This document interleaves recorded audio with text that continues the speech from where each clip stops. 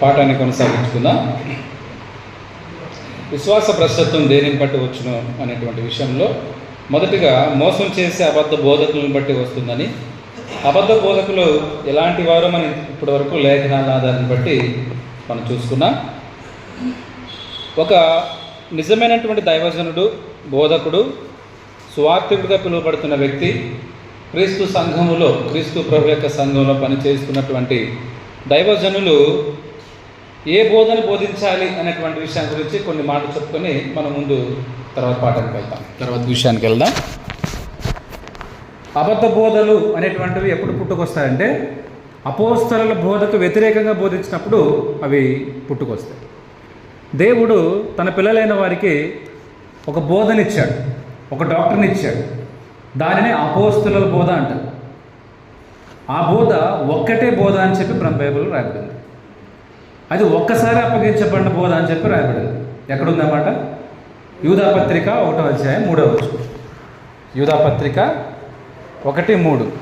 ప్రియులారా, మనకందరికీ కలిగడు రక్షణను గురించి మీకు రాయవలనని విశేష ఆసక్తి గలవాడనే ప్రయత్నపడుచుండగా పరిశుద్ధులకు ఒక్కసారే అప్పగింపబడిన బోధ నిమిత్తం మీరు పోరాడవలనని మిమ్మల్ని వేడుకొనుచు మీకు రాయవలసి వచ్చింది. పరిశుద్ధులకు ఒక్కసారే అప్పగించబడిన బోధ, ఈ మాట మనం గుర్తించాలి. ఒక్కసారి ఈ బోధ అనేటువంటిది దేవుడు పరలోకంలో నిశ్చయించినటువంటిది. అపోస్తలుల బోధ అంటే అది కేవలం అపోస్తలుల యొక్క మనసులో నుంచి వచ్చిన బోధ కాదు. అపోస్తలు కూడా మనలాంటి మానవులే కదా, అపోస్తలు కూడా మనలాంటి స్వభావం కలిగిన మనుషులే.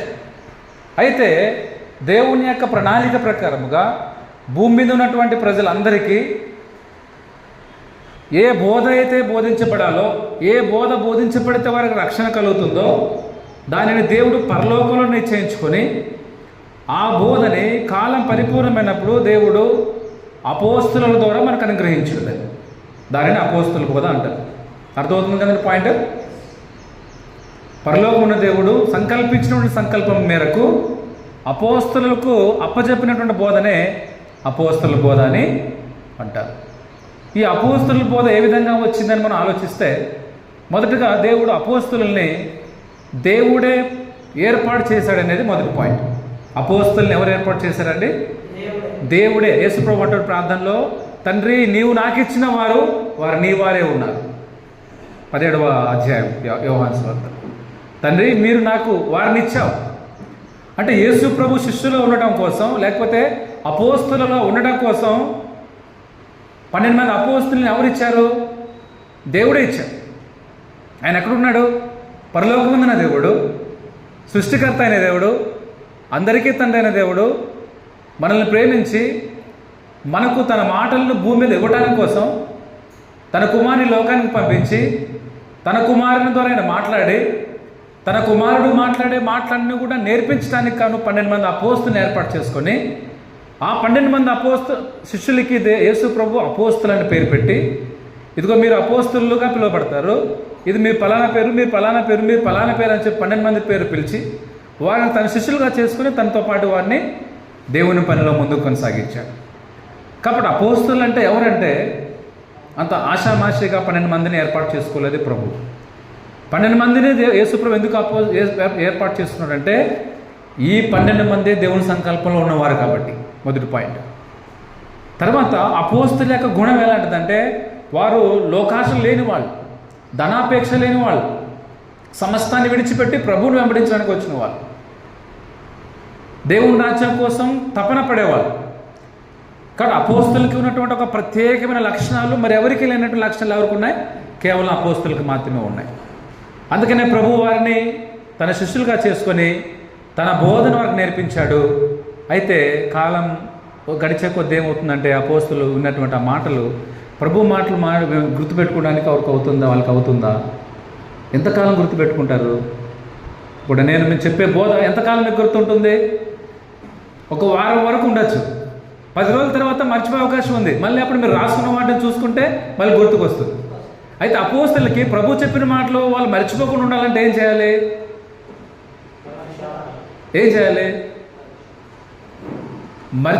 మర్చిపోయిన సంగతుల్ని జ్ఞాపకం చేయడానికే ఎవరు వచ్చారు? పరిశుద్ధాత్మ. యేసుప్రభు అన్నాడు, ఇది నేను వెళ్ళిపోయిన తర్వాత ఆదరణకర్తను మీకోసం పంపిస్తాను, ఆయన వచ్చి నేను చెప్పిన వాటిని మీకు బోధిస్తాడు. మళ్ళీ ప్రత్యేకంగా ఇంకొక బోధన చేయడు ఆయన. తండ్రి దగ్గర నేర్చుకున్న బోధని మీకు చేస్తాడు. ఏం బోధ ఉంది తండ్రి దగ్గర నేర్చుకున్న బోధ? అది నా బోధే. అంటే నేను ఏ మాటలైతే బోధించాను అవే మాటలు మీకు మరలా ఏం చేస్తాడు ఆయన?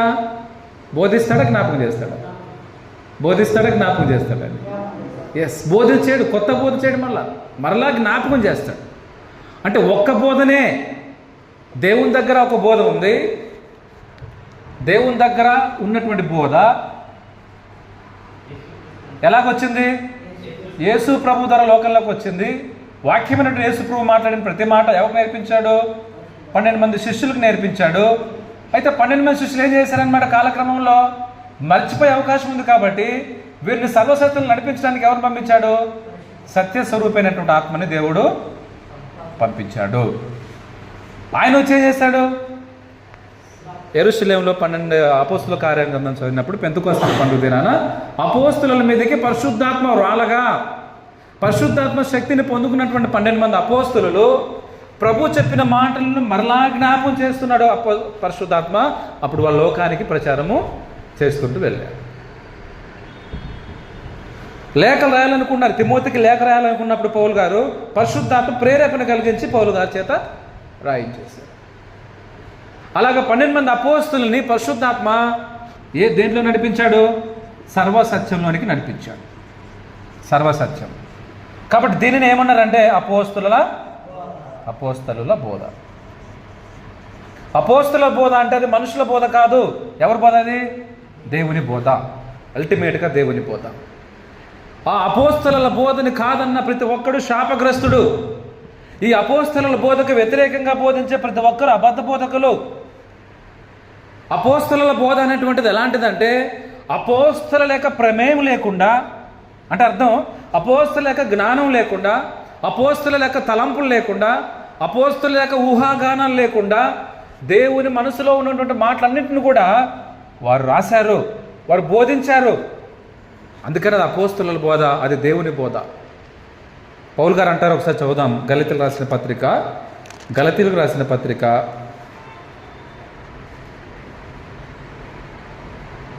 1వ అధ్యాయము 11వ వచనం. సహోదరులారా, నేను ప్రకటించిన సువార్త మనుషుని యోచన ప్రకారమైంది కాదని మీకు తెలియచెప్పుచున్నాను. మనుషుని వలన దాన్ని నేను పొందలేదు, నాకు ఎవడునూ దాన్ని బోధింపలేదు, కానీ యేసుక్రీస్తు బయలుపరచుట వలననే నేను మాట్లాడుతున్నా, బోధ చేస్తున్నా. కాబట్టి అపోస్తలుల బోధ అనేటువంటిది ఎలాంటిది అంటే రోమపత్రిక 15వ అధ్యాయము, రోమపత్రిక 16వ అధ్యాయం 25వ వచనం నుంచి. రోమపత్రిక 16:25. సమస్తమైన అన్యజనులు విశ్వాసమునకు విధేయులగునట్లు. ఎవరండి సమస్తమైన అన్యజనులు అంటే? ఇశ్రాయేలీయులు కానటువంటి వారు. అంటే మనమందరం కూడా విశ్వాసానికి విధేయులు కావాలంటే దేవుడు ఏర్పాటు చేసినటువంటి ఒక విషయం ఉంది. అదేమిటంటే అనాది నుండి రహస్యముగా ఉంచబడి ఇప్పుడు ప్రత్యక్షపరచబడిన మర్మం అదే అపోస్తలుల బోధ. ఎప్పటి నుంచి మర్మంగా ఉంది? అది అనాది నుంచి మర్మంగా ఉంది. ఆ దేవుడు ఎవరికి దాన్ని బయలుపరచలేదు. ప్రవక్తల ద్వారా కావచ్చు, పాత నిబంధనలు ఉన్నటువంటి ప్రవక్తల ద్వారా కావచ్చు. ఈ బోధని, ఏ బోధని? అపోస్తలుల బోధ. అంటే అన్ని జనులకు సువార్త ప్రకటించాలనే బోధని అపోస్తలుల బోధ ద్వారా అటు యూదులైన వారు కావచ్చు, అటు అన్ని జనులైన వారు కావచ్చు, అందరూ కూడా సమాధానపరచబడి దేవుని పిల్లలు కావటానికి కాను ఏం జరిగింది? దేవుడు మర్మంగా దాన్ని పరలోకంలో పెట్టాడు. కాలం పరిపూర్ణమైనప్పుడు ఏం జరిగిందంటే ఉంచబడి ఇప్పుడు ప్రత్యక్షపరచబడిన మర్మము నిత్యదేవుని ఆజ్ఞ ప్రకారము ప్రవక్తల లేఖనముల ద్వారా వారికి తెలుపబడి ఉన్నది. ఈ మర్మమును అనుసరించి ఉన్న నా సువార్త ప్రకారము గాను యేసుక్రీస్తుని కూర్చున్న ప్రకటన ప్రకారము గాను మిమ్మల్ని స్థిరపరచుటకు శక్తిమంతుడు అద్వితీయ దేవునికి యుగములకు స్తోత్రములు కలుగును గాక. కాబట్టి అపోస్తల బోధ అనేటువంటిది అది అనాదిలో నుంచి వచ్చినటువంటి బోధ, అది మర్మంగా ఉన్నటువంటి బోధ. అందుకని పౌలు గారు అంటారు చూడండి, కొరింథీ రాసిన మొదటి పత్రిక 2వ అధ్యాయము 5వ వచనం. మీ విశ్వాసము మనుషుల జ్ఞానమును ఆధారం చేసుకొనక దేవుని శక్తిని ఆధారం చేసుకొని ఉండవలనని నేను మాట్లాడినను సువార్త ప్రకటించినను జ్ఞానయుక్తమైన తీయని మాటలు వినియోగించక మరి ఏం చేశాడైనా? పరిశుద్ధాత్మయు దేవుని శక్తియు కనపరచు దృష్టాంతంలోనే వినియోగించింది. కాబట్టి నేను పరిశుద్ధాత్మ ద్వారా నేను మాటలు మాట్లాడుతున్నాను, పరిశుద్ధాత్మ నన్ను ప్రేరేపించడం ద్వారా నేను మీకు బోధ చేస్తున్నాను అని చెప్పారు ఆయన అన్నాడు. 7వ వచనం, ఈ లోకాధికారుల జ్ఞానమును కాదు కానీ దేవుని జ్ఞానము మర్మమైనట్టుగా బోధించున్నాం. దేవుని జ్ఞానాన్ని మేము మర్మమైనట్టుగా బోధిస్తున్నాం. అది అపోస్తలుల బోధ. అది జగదుత్పత్తికి ముందుగానే దీనిని దేవుడు మన మహిమ నిమిత్తము నియమించాను. కాబట్టి మనం ఒక విషయాన్ని గుర్తుపెట్టుకోవాలి. దేవాది దేవుడు పరమ తండ్రి మానవులు ఏ బోధను బట్టి రక్షించబడాలో ఆ బోధను పరలోకంలో నిశ్చయించాడు. ఆ బోధ వింటేనే మనుషులకు రక్షణ, ఆ బోధలోనే మనం నడుచుకుంటేనే మనకు నిత్య జీవం. అపోస్తలుల బోధన కాకుండా మనుషుల యొక్క జ్ఞానాన్ని ఆధారం చేసుకొని, మనుషుల యొక్క సిద్ధాంతాలను ఆధారం చేసుకొని, మనుషులు ఊహ నుంచి వచ్చినటువంటి ప్రతి మాటకు మనం లోబడినట్టయితే మన విశ్వాస భ్రష్టులో అయిపోతాం. అపోస్తలుల బోధలు నిలబడాలి. అపోస్తలుల బోధ ఎక్కడుంది? ఎస్ బ్రదర్, నాకు అపోస్తలుల బోధన చాలా ఇష్టం అండి. ఎక్కడుందంటే లేఖనాల్లో ఉంది. 14 పత్రికలు పౌలు గారు రాశారు, అపోస్తలుల బోధ. యోహాన్ గారు రాశారు, అపోస్తలుల బోధ. పేతురు రాశారు, అపోస్తలుల బోధ.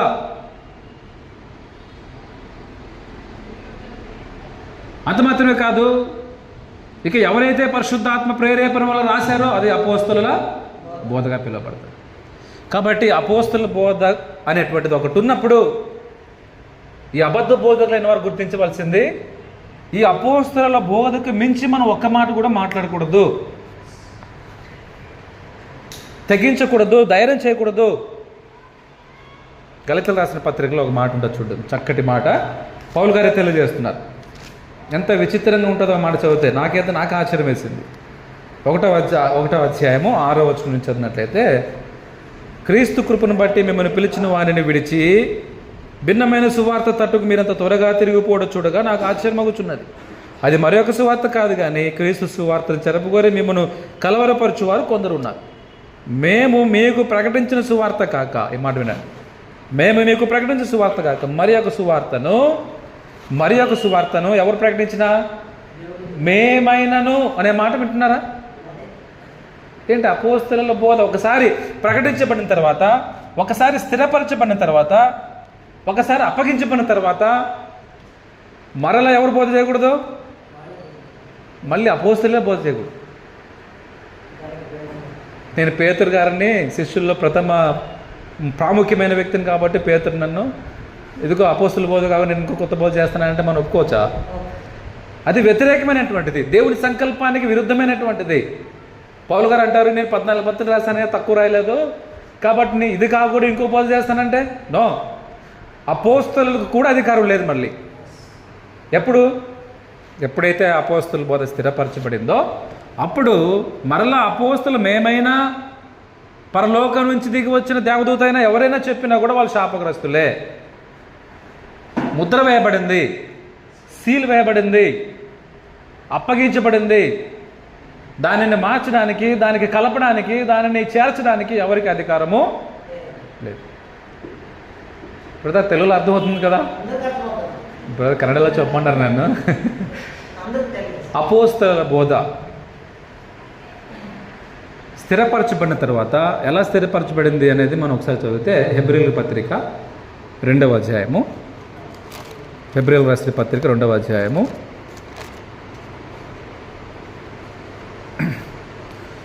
3వ వచనం నుంచి, లేదండి 2వ వచనం నుంచి, ఎందుకనగా మూలక కొడల్పట్ట వాక్యవు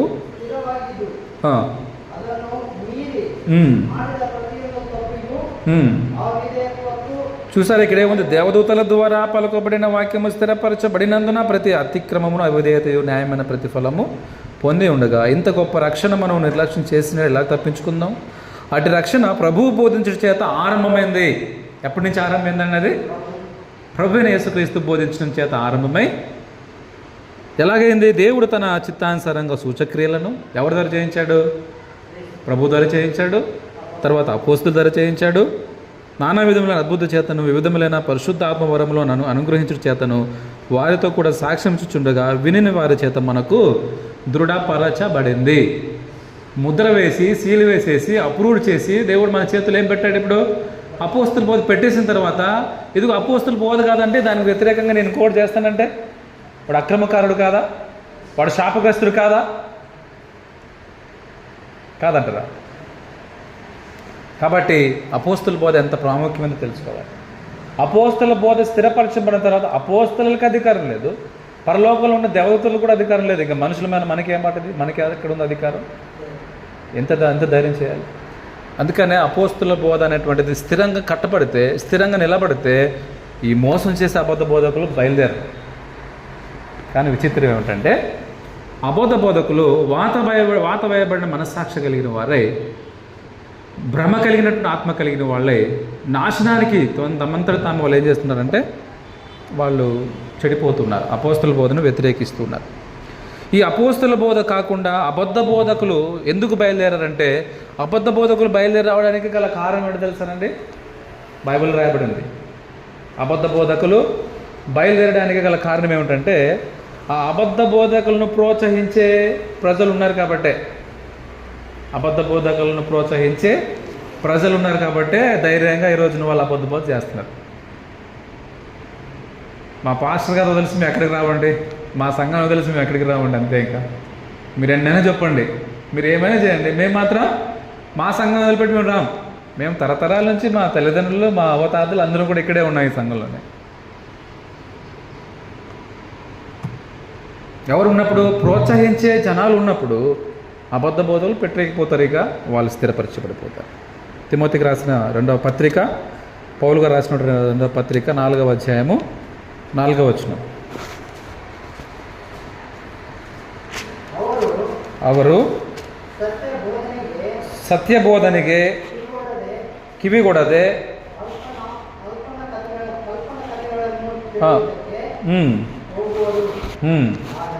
ಆದರೆ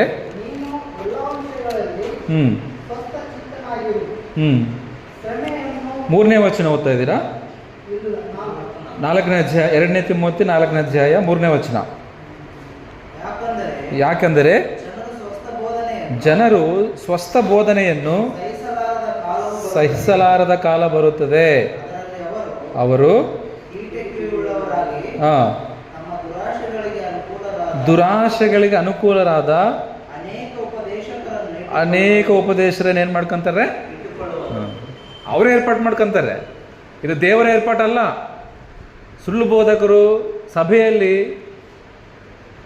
ಸುಳ್ಳು ಬೋಧಕರಾಗಿ ಅವರು ಇರುವುದಕ್ಕೆ ಕಾರಣ ಯಾರು ಅಂತಂದರೆ ಜನರೇ. ತಮಗೆ ಅನುಕೂಲವಾದಂಥ ಬೋಧಕರನ್ನು ಏರ್ಪಾటు ಮಾಡಿಕೊಂಡು ನಮಗೆ ಇವರೇ ಮುಖ್ಯವಾದಂಥವರು. ನಮಗೆ ದೇವರು ಬೇಕಾಗಿಲ್ಲ, ಕರ್ತನ ಬೇಕಾಗಿರಲ್ಲ. ಅಪೋಸ್ತಲರು ಅಂದರೆ ಯಾರು ಗೊತ್ತಿಲ್ಲ, ಅಪೋಸ್ತಲ ಬೋಧನೆ ಏನು ಗೊತ್ತಿಲ್ಲ.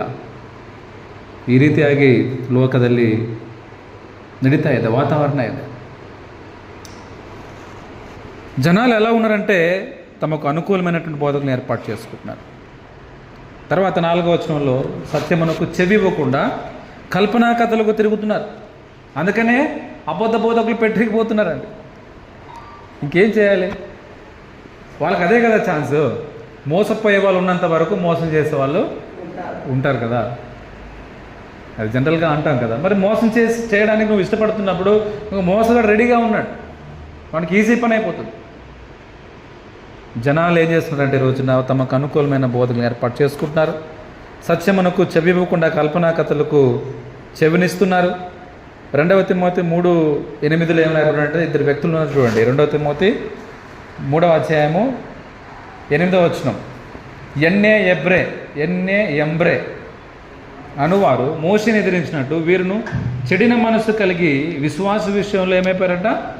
భ్రష్టులైపోయి సత్యమును ఎదిరించు. విశ్వాస విషయంలో భ్రష్టులు అన్నమాట ఉంది అక్కడ. ఎన్నే ఎంబ్రే దేనికోసం? సత్యమును అంగీకరించలా, మోషే ఎదిరించారు. కాబట్టి ఇలాంటి జనాలు ఉన్నంత వరకు అబద్ధ బోధకులు బయలుదేరుతూనే ఉంటారు, అబద్ధ బోధకుల మోసాలు బయలుదేరుతూనే ఉంటాయి, అబద్ధ బోధలు పెట్టేగుతూ ఉంటాయి, విశ్వాస భ్రష్టత్వం జరుగుతూనే ఉంటుంది. కాబట్టి అపోస్తల బోధ అనేటువంటిది దేవుడు మానవ జాతికి అనుగ్రహించాడు. ఆ బోధలో మనం నిలబడితే అబద్ధ బోధకు చోటు ఉండదు అనేది మనం గుర్తుంచుకొని అబద్ధ బోధకుల విషయంలో జాగ్రత్తగా ఉండాలి. వారికి శిక్ష అనేటువంటిది సిద్ధపరచబడి ఉంది. మరొక మాట ఏంటంటే అబద్ధ బోధకుల ద్వారా అద్భుతకరాలు జరుగుతాయి, సూచక్రియలు జరుగుతాయా? ఎస్, జరుగుతాయి. అయినా కూడా మీరు ఏం చేయకూడదు, వారిని నమ్మొద్దు.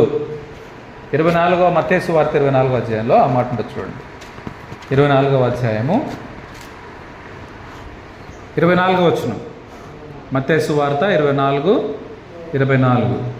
అబద్ధపు క్రీస్తులను అబద్ధపు ప్రవక్తలను వచ్చి సాధ్యమైతే ఏర్పరచబడిన వారిని సహితము మోసపరచుటకై ఏం చేస్తారు? గొప్ప సూచక్రియలను మహత్కార్యములను కనపరుస్తారు. కానీ అయినా మీరు ఏం చేయకూడదు, నమ్మద్దు.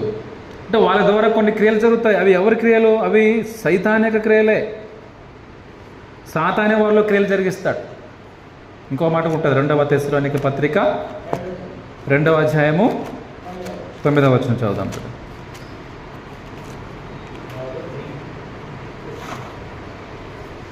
నశించుచున్నవారు తాము రక్షింపబడుటకై సత్య విషయమైన ప్రేమను అవలంబింపకపోయిరు కనుక వాని రాక అబద్ధ విషయమైన సమస్త బలముతో నానా విధములైన సూచక్రియలతోనూ మహత్కార్యములతోనూ దుర్నీతిని పుట్టించు సమస్త మోసముతోనూ నశించుచున్న వారిలో సాతాను కనపరచు బలమును అనుసరిస్తారు. కాబట్టి ఈరోజు మహత్కార్యాలు అద్భుతాలు జరుగుతున్నాయంటే అది ఎవరి పని?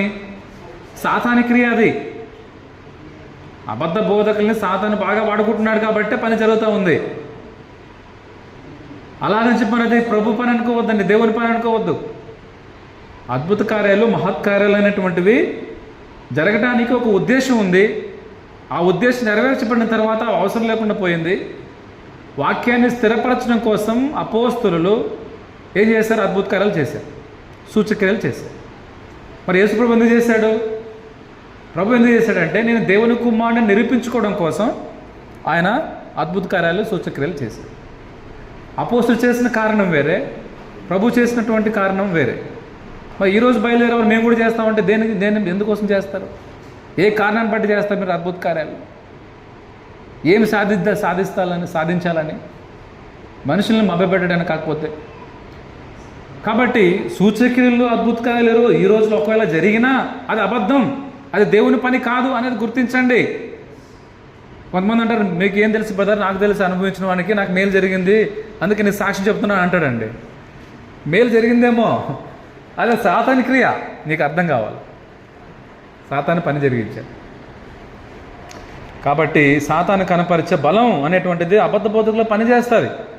ఇందుచేత సత్యమును నమ్మక దుర్నీతి యందు అభిలాష గల వారందరూ శిక్షావిధి పొందుటకై అబద్ధమును నమ్మునట్లు మోసము చేయు శక్తిని దేవుడు వారికి పంపుతున్నాడు.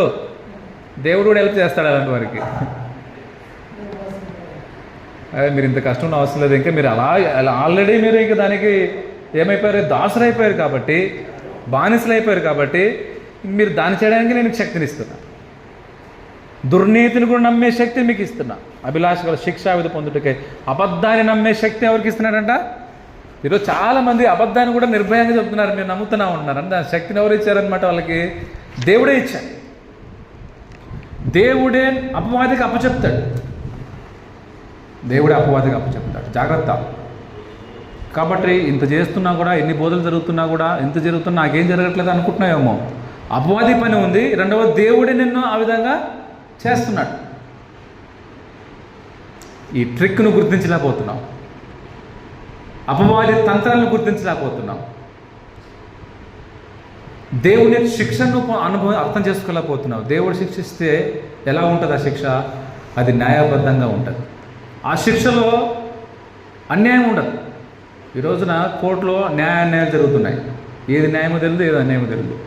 అన్యాయం చేసిన వాడిని న్యాయం అని చెప్పి నిరూపిస్తుంది కోర్టు సాక్ష్యాలను బట్టి. ఏ తప్పు చేయని వాడిని కూడా తప్పు చేశానని చెప్పి జైలు పంపిస్తున్నారు. ఎక్కడుంది న్యాయం కోర్టులో? జడ్జికి ఏం కావాలి అంటే సాక్ష్యం కావాలంతే. అది అబద్ధ సాక్ష్యమైన నడుస్తుంది, నిజమైన నడుస్తుంది. డబ్బుతో న్యాయం కొంటున్నారు. కానీ దేవుని శిక్ష, దేవుని న్యాయంలో అలాంటిది లేదు. తప్పు చేసిన తప్పును బట్టి శిక్ష. దేవుడు ఏదైనా శిక్షిస్తాడంటే ఇలాంటి వారిని అపవాదకు అప్పచెప్తున్నాడంటే, అబద్ధాన్ని నమ్మినట్లుగా శక్తిని ఇస్తున్నాడంటే దేవుడు, అందులో న్యాయం ఉంది, తప్పేముంది? మీ దురాశ ఎలాంటిదంటే, మీ యొక్క ఆశ ఎలాంటిదంటే దుర్నీతిని నమ్ముతారు మీరు, అంతే. మీకు అదే ఇష్టం, మీకు కల్పనా కథలు అంటే ఇష్టం, మీకు అబద్ధ బోధల కంటే ఇష్టం. మరి మీలాంటి వారు మీరు ఏం చేయాలి? మీరు అదే చేయండి, ఇక వదిలేస్తాను, మీ ఇష్టం. ఏమిటండి, సంవత్సరం పొడుగున ఒక పండుగ లేకపోతే ఎట్లా అంటే మనకి క్రిస్మస్ పండుగ చేద్దాం, బాగా చేద్దాం, ఆర్భాటంగా సెలబ్రేషన్ చేద్దాం. ఒకప్పుడు పండుగ అనే వాళ్ళు ఇప్పుడు సెలబ్రేషన్ అంటున్నారు. పండుగలు ఏమంటారు తెలుసా? ఇప్పుడు celebration, youth celebration, semi Christmas, youth Christmas, children Christmas, mother Christmas, father Christmas, ఎన్నెన్నో వచ్చినాయి. డిసెంబర్ 25వ తారీఖున క్రిస్మస్ జరుపుకునే వాళ్ళు అప్పట్లో, ఇప్పుడు నెల పూర్తి చేసుకుంటున్నారు. చేయండి, ఏం చేస్తున్నారు, ఏం చేస్తున్నారని మీకు అర్థమవుతుందా? బైబిల్కి మీరు లోబడుతున్నారా? దేవుని మాటకి లోబడుతున్నారా? అబద్ధానికి లోబడుతున్నారా? లేదు మేము అబద్ధాన్ని నమ్ముతున్నామంటే మీరు సాతాను కనపరిచే క్రియల్లో మీరు ఉన్నారు, లేదా దేవుడే మిమ్మల్ని ఆ విధంగా మార్చేశారు. ఇక మారు మనసు పొందడానికి మీకు ఎక్కడ అవకాశం ఉంది? కాబట్టి మోసం చేసే అబద్ధ బోధకులను బట్టి విశ్వాస భ్రష్టత్వం అవుతుంది. రెండవది, అలాంటి అబద్ధ బోధకుల్ని ఎవరు ఏర్పాటు చేసుకుంటున్నారు? మోసపరచబడబోయే జనులే ఏర్పాటు చేసుకుంటున్నారు. ఇది అబద్ధ బోధన బట్టి విశ్వాస భ్రష్టత్వం అనేటువంటిది ఏర్పడుతుంది. తెస్సలోనిక పత్రికలో 2వ అధ్యాయంలోనే, 2వ తెస్సలోనిక పత్రిక 2వ అధ్యాయంలో ఒక తప్పుడు బోధ జరుగుతుంది అక్కడ ఉండే సంఘంలో. ఏం బోధ? ప్రభు రాకడ గురించి రకరకాల మాటలు ఉంటున్నారట. యేసు ప్రభు ఎప్పుడు వస్తాడనే మాట, రెండవ రాకడ ఎప్పుడు జరుగుతుంది అనే మాటను బట్టి అక్కడ డిస్కషన్ జరుగుతూ ఉంది.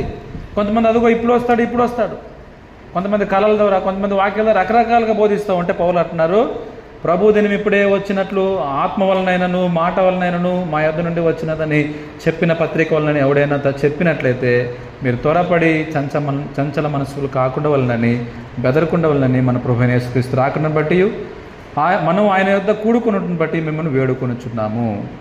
కాబట్టి ప్రభు రాకడను పట్టుకుని కొంతమంది అబద్ధ ప్రవచనాలు చెప్పేవాళ్ళు ఉన్నారు. వాళ్ళు నాశనం అయిపోయారు, కానీ ప్రభు రాకడ వరకు ఇక్కడ రాలేదు. ఎప్పుడు వస్తుందండి ప్రభు రాకడ? ఎప్పుడు వస్తుంది ప్రభు రాకడ? కొంతమంది సూచన చెప్తున్నారు, ఇదిగో యుద్ధాలు జరుగుతాయి, భూకంపాలు వస్తాయి, జనాల మీదకి జనాలు వెళ్తారు, సమాధానం ఉండదు, ప్రేమ చల్లారిపోతుంది. మత్తయి సువార్త 24వ అధ్యాయంలో ఉన్నటువంటి మాటను బట్టి అక్కడ ఉన్న కాంటెక్స్ట్ వేరేలండి, అది తర్వాత మనం ఎక్స్ప్లెయిన్ చేసుకోవచ్చు. కానీ ప్రభు అన్నాడు, ఎప్పుడు వస్తాను నాకే తెలియదు. ఎవరు తెలుసు అది? మరి మనుషులకి ఎలా తెలుస్తుంది ఇప్పుడు? మరి మీరు అట్లా చెప్తున్నారు సూచనలు ఇది అది అని. కాలములను సమయములను తండ్రి తన స్వాధీనంలో పెట్టుకొని ప్రభుని ఎప్పుడు పంపించాలో అది ఆయన ఇష్టం, అది ఆయనకి మాత్రమే తెలుసు. ఆయన పని అది, ఆయన పని మనం ఎందుకు చేయాలి? ఇప్పుడు ఆయన పని చేసేంతటి వాళ్ళు మనం అంటే ఆయన ఎప్పుడు నిర్ణయించాలో అప్పుడు నిర్ణయిస్తాడు. ప్రభు చేతుల్లో లేదు ఎప్పుడు రావాలనేటువంటిది ఆయన ఇష్టం కాదు. అది ఆయనంత ధైర్యం చేయడు. తండ్రిని వదిలేసి ఏ పని చేయడు ఆయన. తండ్రికి వ్యతిరేకమైన పనులు ఏ పని చేయడు ప్రభు. తండ్రికి తెలుసు ఎప్పుడు ఏం పని చేయాలో. ఆ తండ్రి మాటకు లోబడి ప్రభు ఏం చేయాలో అది చేస్తాడు. కాబట్టి ఇక్కడ కూడా ప్రభు రాకడ నుంచి అబద్ధ బోధలు వచ్చాయి. అందుకే అన్నాడు ప్రభు, మీరు మొదట భ్రష్టత్వం వస్తుందా, ఇలాంటి బోధలు వస్తే మీరు నమ్మొద్దు. ప్రభు కూడా అన్నాడు కదా మత్తయి సువార్తలో, అబద్ధ ప్రవక్తలు వచ్చి, అబద్ధ బోధకులు వచ్చి, ఇదిగో క్రీస్తు అక్కడ ఉన్నాడని, ఇక్కడ ఉన్నాడని, అప్పుడు వస్తాడని, ఇప్పుడు వస్తాడని చెప్తారు, జాగ్రత్త. అదే అధ్యాయంలో అంటాడు, ఆ దినమును గురించి దేవదూతలకు కానీ తెలియదు, మనుషులకు తెలియదు, నాకు కూడా తెలియదు, తండ్రికే తెలుసు. అబద్ధ బోధనలను బట్టి మనం జాగ్రత్త ఉండకపోతే విశ్వాస భ్రష్టత్వం ఏర్పడుతుంది. ఓకేనా? ఇప్పుడు రెండో విషయానికి వచ్చేద్దాం. దేనిని బట్టి వస్తుంది అబద్ధ బోధ? హృదయ కాఠిన్యాన్ని బట్టి.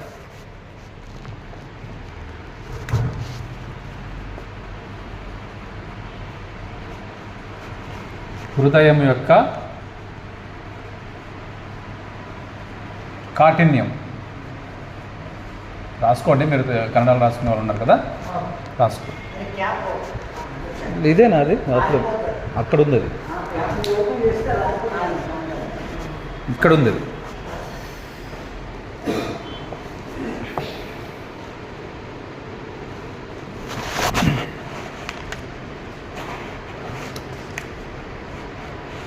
హృదయ కాఠిన్యం వలన విశ్వాస భ్రష్టం వస్తుంది. హెబ్రీయులకు పత్రిక 3వ అధ్యాయము 12వ వచనం.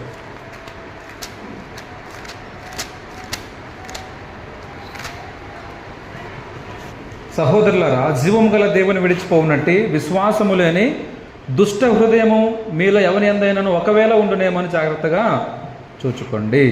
ఇజ్రాయెల్ గురించి మనకు తెలిసినట్టుగా ఇక్కడ హెబ్రీ పత్రిక గ్రంథకర్త ఏం చెప్తున్నాడంటే, జీవము గల దేవుని విడిచిపోవునట్టు విశ్వాసం లేని దుష్ట హృదయం అంట. దానినే కఠిన హృదయం అని అనొచ్చు. కింద మీరు వచ్చినట్లయితే 13వ వచనంలో ఉంటుంది, నేడు మీరు ఆయన శబ్దమును విని నెడలా కోపం పుట్టించినప్పటి వలె మీ హృదయములను కఠినపరచకొనకుడని ఆయన చెప్పాను కనుక పాపం వలన కలుగు భ్రమచేత మీలో ఎవడను కఠినపరచబడుకున్నట్లు నేడు అనబడిన సమయం ఉండగానే ప్రతిదినము ఒకరినొకడు బుద్ధి చెప్పుకునుడి. ఏలైనగా మొదటి నుండి మనకున్న దృఢ విశ్వాసము అంతం మట్టుకు గట్టిగా చేపట్టిన ఎడలనే క్రీస్తులో పాలువారమై. ఏ హృదయం అంటారు?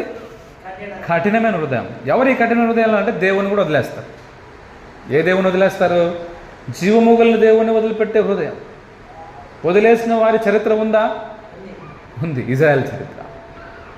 ఇశ్రాయేలు జీవము గల దేవుని విడిచిపెట్టేసి ఆయన ప్లేస్లో మరొక దాన్ని దేవుడిగా గుర్తించి విగ్రహాలు చేసుకొని పూజ చేశారు. దేవునికి అసహ్యమైన కార్యాలు చేశారు. దేవుడు అన్నాడు తన ప్రజలకి, నేను తప్ప మీకు వేరొక దేవుడు ఉండకూడదంటే వీళ్ళు ఆయనను కాకుండా ఇంకొక దేవుని తీసుకున్నారు. అంటే దేవుణ్ణి వదిలేసినటువంటి దుష్ట హృదయం, కఠినమైన హృదయం.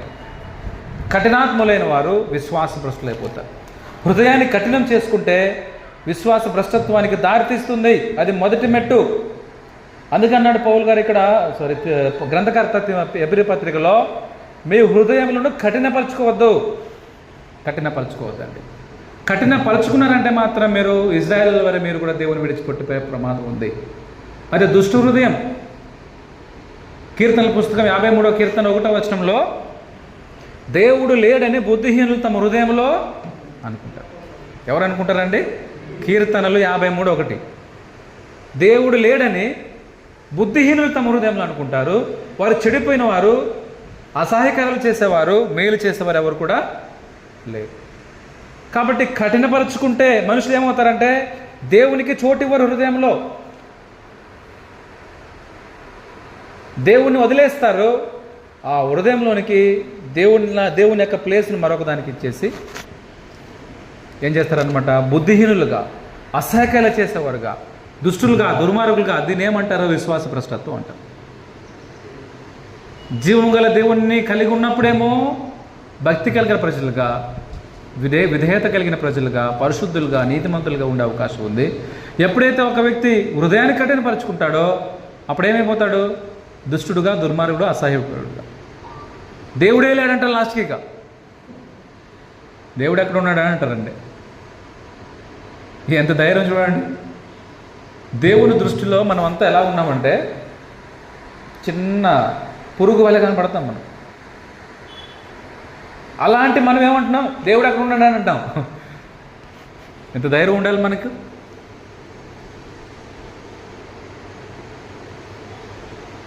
దేవుడు ఎంత గొప్పవాడో తెలిస్తే, దేవుడు ఎలాంటి వాడో తెలిస్తే, దేవుడు ఆయన స్థానం ఎలాంటిదో తెలిస్తే, ఆయన మహిమ ఎలాంటిదో మనకు తెలిస్తే దేవుణ్ణి హత్తుకొని ఉంటాం.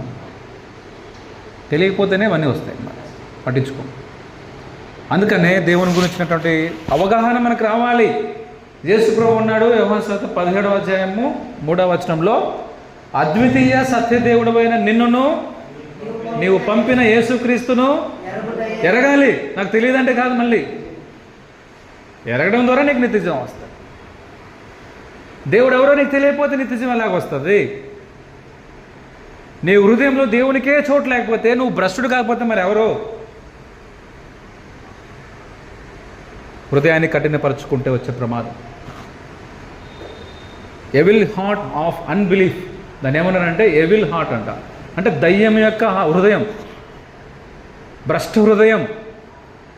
ఆ హృదయం నుండా ఎవరున్నారన్నమాట? అపవాది క్రియలే. హృదయం ఎంత భయంకరమైందో, ఎంత మోసకరమైందో ప్రవక్త చెప్తున్నా చూడండి. ఇర్మియా ప్రవక్త, ఇర్మియా పుస్తకం 17వ అధ్యాయం 9వ వచనమా?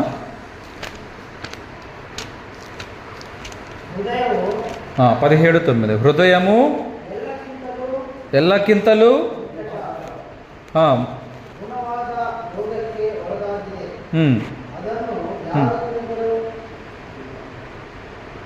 ఒక్క నిమిషం. 5వ వచనం ఏముంటుందంటే 5వ వచనంలో యెహోవా ఈలాగు సెలవిచ్చుచున్నాడు, నరులను ఆశ్రయించి శరీరులను తనకు ఆధారం చేసుకొనుచు తన హృదయమును యెహోవా మీద నుండి తొలగించుకునేవాడు శాపగ్రస్తుడు. తన హృదయమును ఎక్కడి నుంచి తొలగించుకున్నాడంట? యెహోవా నాకు వద్దు అని చెప్పి మనుషుల మీద ఆధారపడేవాళ్ళు, మనుషుల్ని ఆశ్రయించేవాడు, మనుషుల్ని తనకు ఆధారంగా చేసుకున్న వ్యక్తి శాపగ్రస్తుడు. ఎందుకు శాపగ్రస్తుడు అయిపోయాడు? ఎందుకంటే యెహోవాను నమ్ముకున్నవాడు ధన్యుడు అంటారు. చూడండి 7వ వచనంలో, కాంటెక్స్ట్ నేను చెప్తున్నా. 7వ వచనంలో అంటాడు, మనుషులను కాదు నువ్వు ఆధారం చేసుకోవాల్సింది, మనుషులను కాదు నువ్వు ఆశ్రయం చేసుకోవాల్సింది, యెహోవాను ఆశ్రయించేవాడు ధన్యుడు, యెహోవా వానికి ఆశ్రయంగా ఉండును, వాడు జలముల యొద్ద నాటబడిన చెట్టు వల్ల నుండును, అది కాలువల ఎవరును దాని వేళ్ళు తన్నును, వెట్ట కలిగినను దానికి భయపడదు, దాని ఆకు పచ్చగా నుండును, వర్షం లేని సంవత్సరమున చింత నొందదు, కాపు మానదు. ఇదే మాట ఎక్కడ ఉంది కదా కీర్తనలో, గుర్తుకొచ్చిందా? కరెక్ట్. యెహోవాను ఆశ్రయిస్తే అతను ఎలా ఉంటాడో అక్కడ చెప్పాడు. యెహోవాకు హృదయంలో మనసు ఇవ్వకపోతే, చోటు ఇవ్వకపోతే అతడు శాపగ్రస్తుడు అవుతాడు. అందుకంటే ఇప్పుడు 9వ వచనంలో హృదయము అన్నిటికంటే మోసకరమైనది, అది ఘోరమైన వ్యాధి కలది, దాన్ని గ్రహింపగలవాడబడు.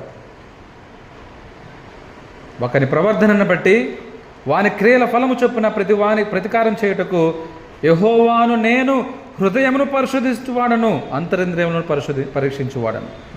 దేవుడు దేనిని చూస్తాడండి? మనిషిని హృదయాన్ని చూస్తాడు. పై ఆకారం చూడడు, పై రూపాన్ని చూడు, నీ బలాన్ని, నీ అందాన్ని, నీ రూపాన్ని, నీకున్న ఆస్తిపాస్తులను దేవుడు చూడనమాట. నీ హృదయాన్ని చూస్తాడు. నీ హృదయంలో దేవునికి చోటు ఉందా? ఉంటే నీవు విశ్వాసంలో ధన్యుడివే, లేకపోతే విశ్వాస భ్రష్టుడివే. మత్తయి మార్కు సువార్త 7వ అధ్యాయంలో 21వ వచనం నుంచి ఏం రాయబడిందంటే, మనిషిని ఎప్పుడు అపవిత్రపరచబడతాడు, మనిషి ఎప్పుడు విశ్వాస భ్రష్టుడు అవుతాడంటే, మార్కు సువార్త 7వ అధ్యాయము 21 నుంచి 23 వచనాలు.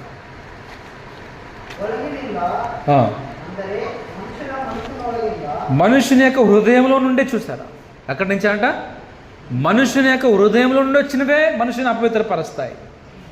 లోపలికి వెళ్ళిను కాదు, తినే ఆహారాన్ని బట్టి కానీ మనం పాడైపోయేది. కొంతమంది మాంసం ఎందుకు తింటారండి? చికెన్ ఎలా తింటారు మీరు? మటన్ ఎలా తింటారు? దాన్ని కోసుకొని ఎలా తింటారంట? తినేదాన్ని బట్టిగా మనం అపవిత్రం అయిపోయేది, ఆహారాన్ని బట్టి కాదు. హృదయంలో నుంచి వచ్చేటి దాన్ని బట్టి మనం అపవిత్రపరచబడతాం. హృదయంలో నుంచి ఏమో వస్తాయి అన్నాడు అక్కడ? లోపల నుండి అనగా మనుషు హృదయంలో నుండి దురాలోచనలు, జారత్వములు, లోభములు, చెడుతనములు, కృత్రిమములు, కామ వికారమును, మత్సరమును, దేవదూషణయు, అహంభావమును, అవివేకమును వచ్చును. ఈ చెడ్డవన్నీ లోపల నుండియే బయలు వెళ్ళి మనుషుని అపవిత్రపరుస్తాయంటే అర్థం ఏంటి? భ్రష్టుని చేస్తాయి. ఎక్కడి నుంచి వచ్చి? హృదయంలో నుంచి. కాబట్టి హృదయాన్ని కఠినపరచుకుంటే వచ్చే ప్రమాదం ఇది.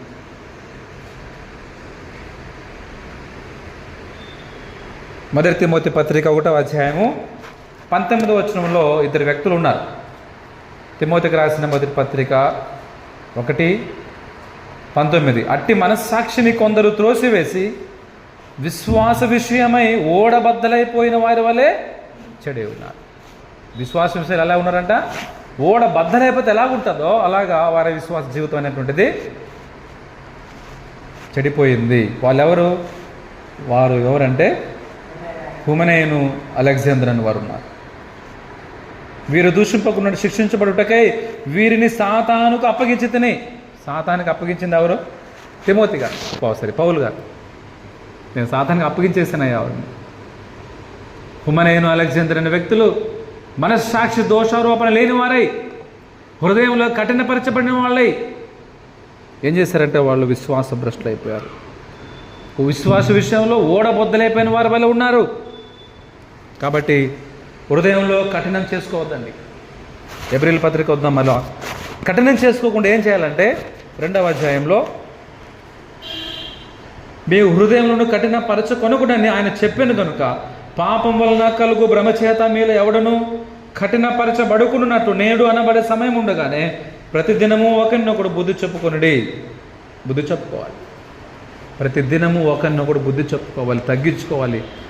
మనం కఠినంగా కాకుండా దీన మనసులుగా ఉన్నట్టయితే అప్పుడు మనం విశ్వాసాన్ని కాపాడుకోవడానికి అవకాశం ఉంటుంది. లేదా నా హృదయం కఠినపరుచుకుంటాను, నా ఎంతటి వాడికి ఎవరు లేరనేటువంటి హృదయం కాఠిన్యంతో ఉన్నట్టయితే విశ్వాస భ్రష్టత్వం అనేటువంటిది ఏర్పడుతుంది.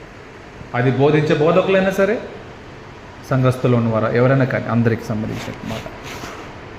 3వది లోక ప్రేమ, ధనాపేక్షను బట్టి విశ్వాస భ్రష్టత్వం ఏర్పడుతుంది. లోక ప్రేమ, ధనాపేక్ష.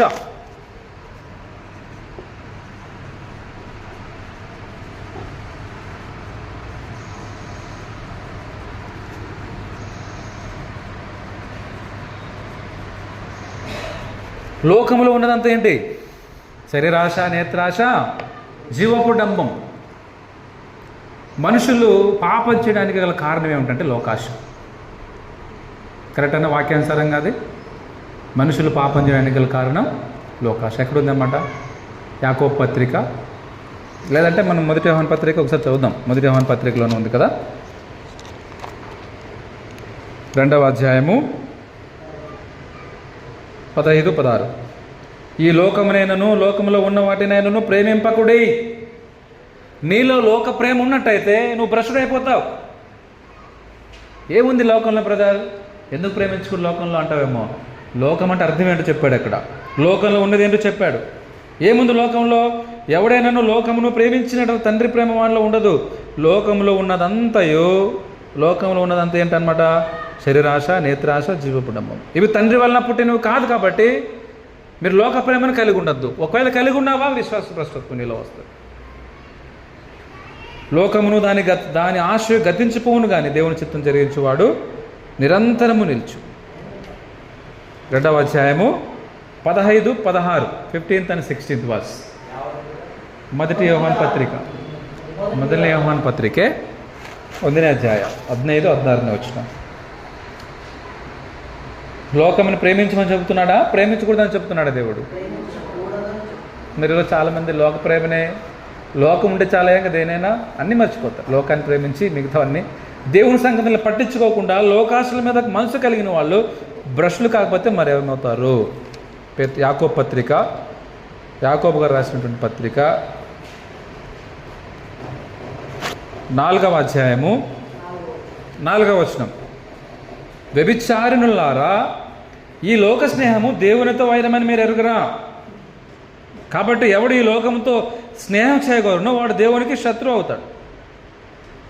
ఈ లోక స్నేహం ఎవరిని అంటున్నాడు? వ్యభిచారులని. ఎవరైతే లోకంతో స్నేహం చేస్తారో, లోకాన్ని ఎవరైతే ప్రేమిస్తారో వారు వ్యభిచారులండి. వ్యభిచారులు అంటే శరీర సంబంధమైన వ్యభిచారం కాదది, ఆత్మ సంబంధమైన వ్యభిచారం. ఇజ్రాయేల్ ప్రజలు దేవుని వదిలేసి వ్యభిచారులు అయ్యారు, ఇర్మియా పుస్తకంలో ఉంటుంది. అలాగే ఈ రోజున ఎవరైతే లోకాన్ని ప్రేమించి దేవునికి దూరం అయిపోయే వాళ్ళందరూ కూడా వ్యభిచారులే. దేవునికి మనకు ఉన్నటువంటి మన వైవాహిక బంధంలో వ్యభిచారం చేసిన వాళ్ళమే. వైవాహిక బంధం అంటే శారీరసారంగా పోల్చుకోవద్దండి, ఆత్మ సంబంధమైనటువంటి జీవితం. కాబట్టి లోక స్నేహం దేవునితో వైరం. లోకాన్ని ప్రేమించేవాడు దేవునికి శత్రువు. యాకోబు పత్రిక 1వ అధ్యాయము మనిషి ఎలా పాపం చేస్తాడు అనేది అక్కడ రాయబడి చూడండి. 14 వచ్చిన. ప్రతివాడు తన స్వకీయమైన దురాశ చేత ఈడవబడి మరులు కొల్పబడిన వాడు శోధింపబడిన. దురాశ గర్భం నుంచి పాపం కనుక పాపం పరిపక్వమై మరణాన్ని. దురాశలు ఎక్కడి నుంచి వస్తాయి? లోకంలో ఉన్నట్టు దురాశలను బట్టి. లోకాన్ని చూసి నువ్వు దురాశ పడిపోయి లోకంలో ఉన్న వాడిని ఆశించి వాడిని పొందుకోవడం కోసం నువ్వు ప్రయత్నం చేస్తున్నట్లయితే విశ్వాస భ్రష్టత్వం ఇలా వస్తుంది. ఒక వ్యక్తి ఉన్నాడు, దేమా అనే వ్యక్తి. ఏం పేరంటే ఆయన పేరు దేమా. ఏం చేశాడు? ఎక్కడండి వచ్చిన చెప్తారా?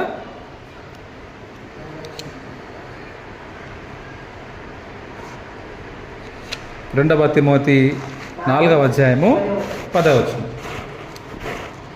దేమా ఈ లోకమును స్నేహించి నన్ను విడిచి వెళ్ళిపోయాడండి. పౌలు గారిని విడిచి వెళ్ళిపోయాడు. ఎవరు ఆ వ్యక్తి? దేమా. ఏం చేస్తాడు దేమా? ఇహలోకమును స్నేహించి. మామూలుగా వెళ్తే నేను బాధపడేవాడిని కాదు, ఓకే, నాతోనే ఉండాలన్న ఉద్దేశం కాదు, కానీ నన్ను విడిచి వెళ్ళాడంటే దేన్ని బట్టి వెళ్ళిపోయాడు? ఎక్కడ బట్టి వెళ్ళిపోయాడంటే లోకాన్ని ప్రేమించి వెళ్ళిపోయాడు. ఇహలోకమును స్నేహించి నన్ను విడిచి తెస్సలోనికకి వెళ్ళాను. ఎంత బాధపడే విషయం. పౌలు గారితో పాటు తిరిగి, పౌలు గారితో పాటు సువార్త ప్రయాణంలో ఉంటూ, దేవుడు అంటే తెలిసి, ప్రభు అంటే తెలిసి, పరిశుద్ధాత్మ యొక్క కార్యాలు తెలిసిన వ్యక్తి, ఆత్మ సంబంధమైన వరాలలో రుచి చూచిన వ్యక్తి లోకాన్ని ప్రేమించి చెడిపోయాడా? లోకాన్ని ప్రేమించి భ్రష్టుడైపోయాడా? జాగ్రత్త. లోక స్నేహం దేవునితో వైరం.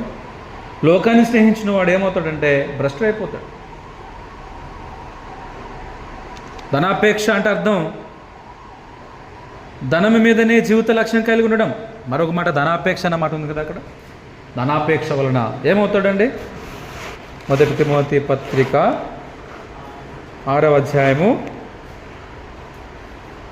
చదువునానా 9వ వచనం. ధనవంతులగుటకు అపేక్షించువారు శోధనలోను ఉరిలోను అవివేకయుక్తములను హానికరములైన అనేక దురాశలలోను పడుదురు. అట్టివి మనుషులను నష్టంలోను నాశనంలో ముంచివేయను. ఎందుకనగా ధనాపేక్ష సమస్త విధములైన కీడులకు మూలం. కొందరు దానిని ఆశించి ఏమైపోయారు? విశ్వాసం నుండి తొలగిపోయి భ్రష్టులు అయిపోయారు. నానా బాధలతో తమను తాము పొడుచుకున్నారు. డబ్బు కావాలా మనకు? ఎస్, డబ్బు కావాలి, డబ్బు అవసరమే. Money makes many things but not all things. డబ్బు ద్వారా అనేకమైన అవసరాలు తీర్చబడతాయి, కానీ అన్ని అవసరాలు తీర్చబడ్డావు. డబ్బే శాశ్వతం అనుకొని, డబ్బు ఉంటే చాలు, మన జీవితానికి ఇదే ముఖ్యం అనుకొని గడిచే ఒక వ్యక్తిని గురించినట్టు ఉపమానం ప్రభు చెప్పాడు. ఒక వ్యక్తి యొక్క ఆస్తి సమృద్ధిగా పండిందంట. పండిన ఆ పంటను సమకూర్చుకోవడానికి కొన్ని కొట్లు కట్టించుకున్నాడట. అందులో సమకూర్చుకున్నాడట. అప్పుడు ఆ ఆస్తిని చూసి తన ప్రాణంతో మాట్లాడుకుంటున్నాడు. ఏమని? ప్రాణమా, నా ప్రాణంతో ప్రాణమా, అనేక సంవత్సరములు కావలసినంత ఆస్తి నీకు నేను సమకూర్చుకున్నాను, నీకు ఇంకేం తక్కువ? ఎంజాయ్ చేయి. తినాలనుకుంటావా తిను, త్రాగాలనుకుంటావా త్రాగు, డ్యాన్స్ ప్రోగ్రాం చేస్తావా చేసే, నీ ఇష్టం, సుఖించుము, తాగుము, తినము, త్రాగు అని అనుకుంటున్నాడు తన ప్రాణంతో. ఈరోజు మన పరిస్థితి కూడా ఒకప్పుడు అలాగే ఉందేమో, ఒకవేళ ఉందేమో ఇప్పుడు కూడా, నాకు తెలియదు. జాగ్రత్త. దేవుడు అంటాడు, వెర్రివాడా, ఈ రాత్రి నీ ప్రాణం అడుగుచున్నాడు. నువ్వు సంపాదించిన రూపాయలు అయిపోతాయి. ఒకని కలవి విస్తరించడం వలన మన జీవనానికి ఆధారం కాదు కదా. ఒక మనుషుడు లోకమంతా సంపాదించుకొని తన ప్రాణమును పోగొట్టుకుంటే ఏం లాభం? ఒకానొక సంవత్సరం ఒకానొక పట్టణానికి వెళ్ళి 1 సంవత్సరం అక్కడ ఉండి వ్యాపారం చేసి లాభము సంపాదించుకుందామని రండని చెప్పుకున్న వాళ్ళారా, రేపేమి జరుగుతుందో మీకు తెలియదు. ఆవిరి వంటి జీవితం. అందుకే మన జీవితంలో మనం ఏం ఆలోచించాలంటే, దేవుని చిత్తం అయితే నేను బ్రతికి ఉండి ఏదైనా చేయాలనుకుంటా. ఏది చేసినా దేవుని చిత్తం ఉంది కదన్నమాట. కాబట్టి లోక స్నేహం అలాగే ధనాపేక్ష నన్ను భ్రష్టుని చేస్తాయి. ధనాపేక్షలైన వారే కలిగిన వాటితో తృప్తిగా ఉండాలి. దేవుడిచ్చిన వాటికి కృతజ్ఞత చెప్పాలి. దేవుడిచ్చిన వాటిలో సంతోషంగా ఉండాలి. దేవునికి తెలుసు మనకి ఎంత ఇవ్వాలో. ఇచ్చిన దాంట్లో తృప్తిగా ఉండడం అది మన వంతు. దేవునికి తెలియదా తన పిల్లలకి ఆఖరిగా ఉన్నావు? యేసుప్రభు చెప్పాడు కదా మత్తయి సువార్త 6వ అధ్యాయంలో, ఆకాశ పక్షులను చూడండి, అవి విత్తవు, కోయ కొట్టలో కూర్చుకున్నావు, అయినా మీ పరలోకపు తండ్రి వాటిని పోషిస్తున్నాడు. ఎవరు ఫుడ్ పెడుతున్నారండి ప్రతి పక్షికి?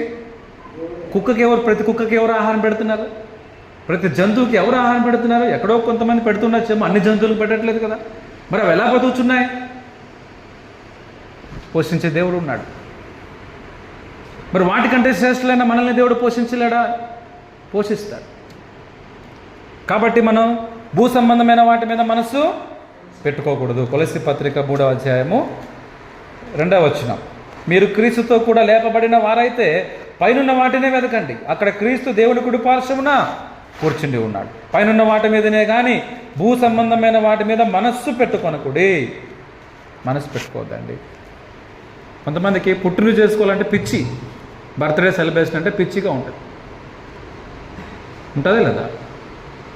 మాది పెళ్లి రోజు అండి, అది పుట్టినరోజు అండి, ఆ రోజు ఈ రోజు సెలబ్రేట్ చేసుకోవాలి. అంటే లోక సంబంధమైనటువంటి మనస్సు ఎలా ఉంటుందంటే, క్రైస్తవులకి కొన్ని కట్టుబాట్లు ఇవ్వబడ్డాయి, కొన్ని త్యాగం చేసిన పనులు ఉన్నాయి. లోకంలో ఉన్నాం కదా అని చెప్పి ఎలా పడితే చేయడానికి లేదు. లోకస్తులు చేస్తే ఎలాగ మనం చేయకూడదు. ఈ బర్త్డే సెలబ్రేషన్స్ అనేటువంటివి లోకంలో ఉన్నటువంటి ఒక ఆచార పద్ధతులు ఇవి. ఒక ఆచారాన్ని బట్టి వచ్చింది, అది కొనసాగుతూనే ఉంది. ఈ రోజున మా మధ్యలో కూడా వచ్చేసేది, ఏం చేయలేకపోతున్నాం. కాబట్టి వీటన్నింటిని కూడా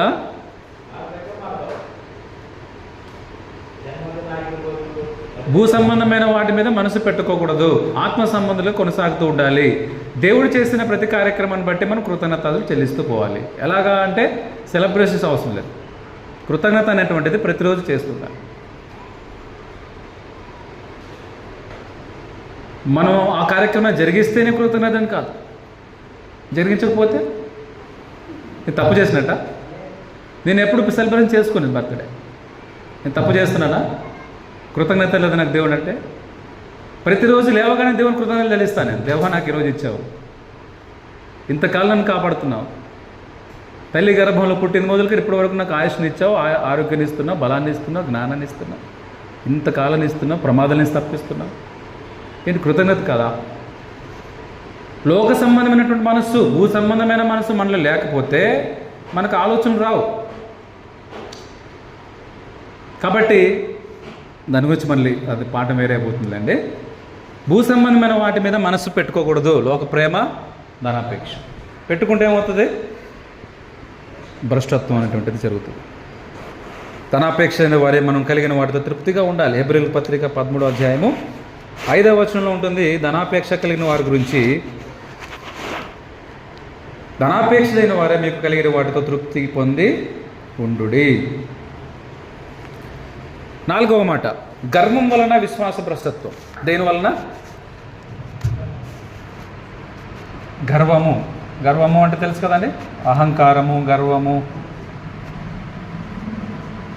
గర్వం వలన విశ్వాస భ్రష్టత్వం ఏర్పడుతుంది.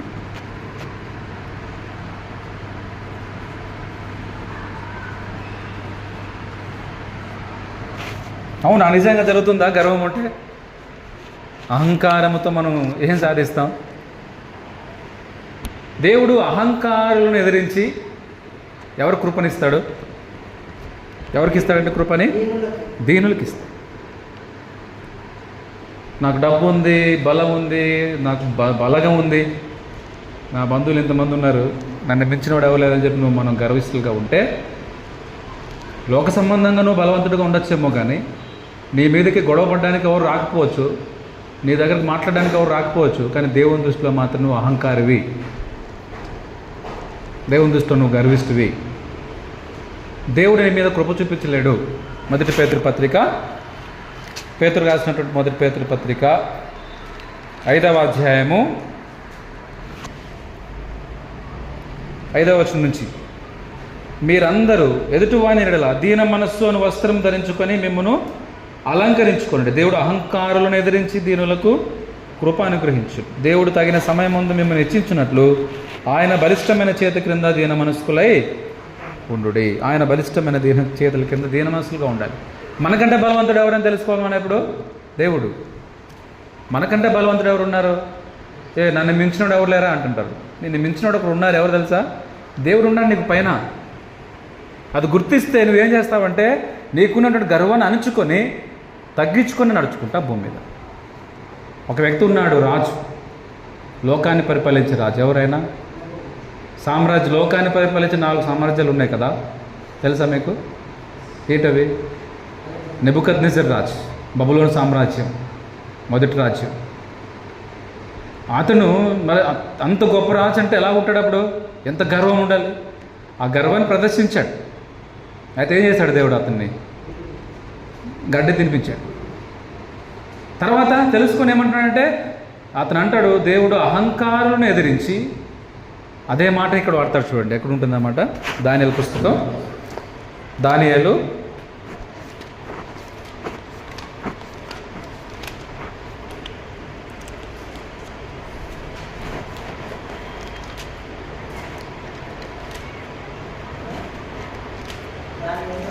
4వ అధ్యాయము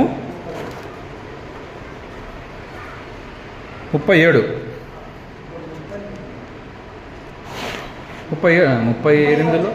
33లో గడ్డి తినేది ఉంటుంది కదా.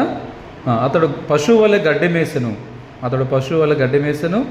ఆకాశపు మంచు అతని దేహమును తడపుగా, అతని తల వెంట్రుకలు పక్షిరాజు రెక్కల ఈకల వంటివి, అతని గోళ్ళు పక్షుల గోళ్ళు వంటివి ఆయన. 37వ వచనం, ఇలాగు నెబుకద్నెజరు, నేను పరలోకపు రాజు యొక్క కార్యములనియు సత్యములనియు ఆయన మార్గంలో న్యాయములని ఉన్నవనియు గర్వముతో నటించు వారిని ఆయన అనపశక్తుడనియు ఆయనను స్తుతించుచు కొనియాడుచు గణపరచుచునున్నాను. ఒకప్పుడేమో గర్విష్ఠుగా ఉన్నాడు, ఇప్పుడేమంటున్నాడు? గడ్డి మేసిన తర్వాత దేవుడు గర్విష్ఠుని చేస్తాడు అని అర్థమైపోయిందండి. ఒక మహారాజుకే అర్థమైపోయింది. ఈరోజు మనం ఎంతటి వాళ్ళం? కాబట్టి గర్వము ద్వారా మనం ఏమవుతుంటామంటే విశ్వాసభ్రష్టులకు అయిపోతుంటాం. 1 కొరింథీ పత్రిక 10వ అధ్యాయము 12వ వచనం. కొరింథీయులకు రాసినటువంటి 1 పత్రిక 10:12.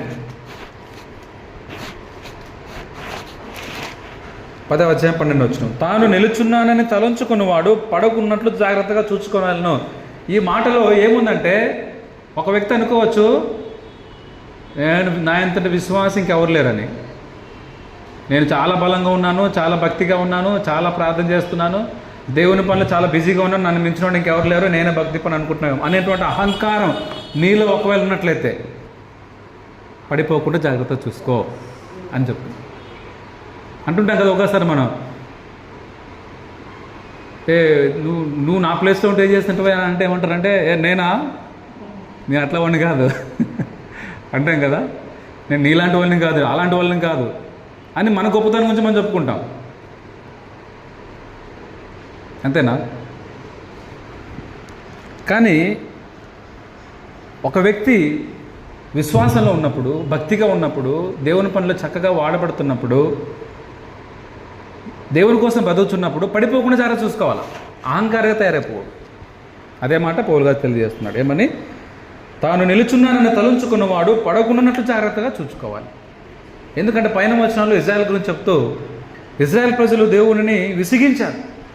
40 సంవత్సరాల అరణ్యంలో దేవుడిని అయిష్టమైన కార్యాలు చేసి దేవుని విసిగించి చెడ్డవాటిని ఆశించి వారు నశించిపోయారు. వారిని నాశనం చేశాడు దేవుడు. కాబట్టి ఈ సంగతులు దృష్టాంతాలుగా వారికి సంభవించి యుగాంతమందున మనకు బుద్ధి కలుగుటకు రాయబడ్డాయి. కాబట్టి ఇవి మనకు వర్తిస్తున్నాయేమని, మనము కూడా ఒకవేళ తప్పిపోతే, దేవునికి అయిష్టంగా నడుచుకుంటే, గర్వంగా నడుచుకుంటే మనం పడిపోతాం, మనం కూడా శిక్షించబడతాం. అందుకని తాను నిలుచున్నానని తలుచుకున్నవాడు పడకున్నట్లు జాగ్రత్తగా చూసుకోవాలి. సామెతల్లో ఒక మాట ఉంటుంది, 16-18. సామెతలు పుస్తకం 16-18. 16వ అధ్యాయము 18వ వచనం. నాశనమునకు ముందు గర్వము నడుచును, పడిపోవటకు ముందు అహంకారమైన మనస్సు. ఎందుకు అహంకారం ఉంది నీకు? పడిపోవడానికే. ఒక వ్యక్తికి ఎందుకు గర్వం ఉంది? నాశనం కావడానికే. గర్వం ఏమేం చేస్తాను? గర్వపడుతున్నట్టు అర్థం ఏంటంటే నువ్వు నాశనం అయిపోతావు, భ్రష్టు అయిపోతావు అని అర్థం. నా వయసు కలిగిన ఒక వ్యక్తి ఉండేవాడు. నా జీవితంలో నేను అనుభవించాను కూడా చెప్తున్నా. మనిషి మాట అహంకారం ఉండేది, ప్రవర్తన అహంకారం, పెద్దలంటే గౌరవం లేదు, చాలా అహంకారంగా ఉండేవాడు. పేరు చెప్పనులేండి. నా వయసు కలిగిన వ్యక్తే, నాతో పాటు ఉన్న వ్యక్తే. కానీ ఏమైపోయిందంటే నాకు అనిపించింది, ఈ వాక్యాన్ని బట్టి అతని గర్వమే అతన్ని నాశనం చేసింది, అతని అహంకారమే అతనికి పడిపోయేలా చేసింది. చిన్న వయసులోనే షుగర్ రావడం, షుగర్తో బాధపడడం, తర్వాత చనిపోవడం కూడా జరిగింది. ఒక వ్యక్తిని గర్వంతో ఏమి సాధించలేం, పడిపోతాం అంతే. కాబట్టి జాగ్రత్త, మనం పడిపోకుండా జాగ్రత్తగా ఉండాలి. అన్నాలంటే గర్వంలో మనలో ఉండకూడదు. గర్వాన్ని తీసివేసుకొని వినయ విధేయతలతో దేవుని దగ్గర మనం నడుచుకోవాలి. మనలో సాత్వికమైన మనస్సు మనం కలిగి ఉండాలి. 6వ అధ్యాయము గలతీయులకు రాసిన పత్రిక 6వ అధ్యాయము 1వ వచనం. గలతీయులకు 6వ అధ్యాయము 1వ వచనం. సహోదరులారా,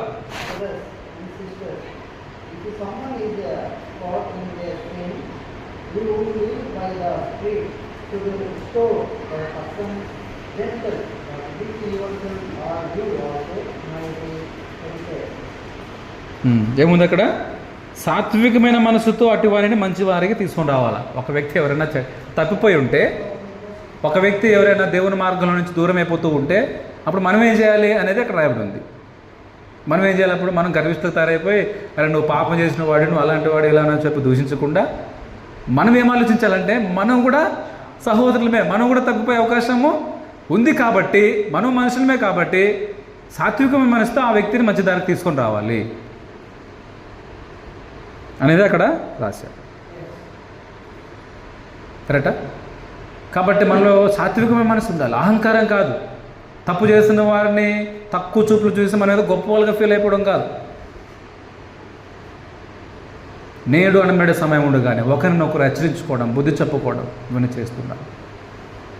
మన పాపములను మనం ఒప్పుకొని నెడలా మనం తీర్పు పొందకపోదాం. ప్రభు యేసుక్రీస్తు మన పాపాలు క్షమించాలంటే మనం తగ్గింపు కలిగిన జీవితం. ఎక్కడ పాపం చేస్తున్నామో, ఎక్కడ ఏది చేస్తున్నామో అనేటువంటి భయముతో, భక్తితో, వణుకుతో సొంత రక్షణను మనం కొనసాగించుకోవాలి. ఫిలిప్పీ పత్రికలో ఉంటుంది, మీ సొంత రక్షణను మీరు వణుకుతోనూ భయముతో కొనసాగించండి. అదేమేంటి? 2:12. ప్రవీణ్ బ్రదర్ బాగా కంఠస్థాగం చేశాడు వచనాలు. మంచి జ్ఞాపక శక్తి ఉంది, మంచిది. అది నాకు జ్ఞాపక శక్తి తక్కువ. ఇప్పుడు రాసుకున్నాను కాబట్టి చూసుకుని చెప్తాను, కానీ ఇంటికి వెళ్ళిపోతే మర్చిపోతాను. ఇవి మళ్ళీ వాడిని చూస్తే గుర్తుకు వస్తాయి. ఒక్కొక్కరికి జ్ఞాపక శక్తి బాగుంటుంది. సో అది మన ప్లస్ పాయింట్. ఏముంది అక్కడ? సొంత రక్షణను మనం వణుకుతో, భయంతో కొనసాగించాలంట. అంతేగాని గర్వంతో కాదు, నన్ను మించినటువంటి భక్తిపరుడు ఎవరు లేరని కాదు.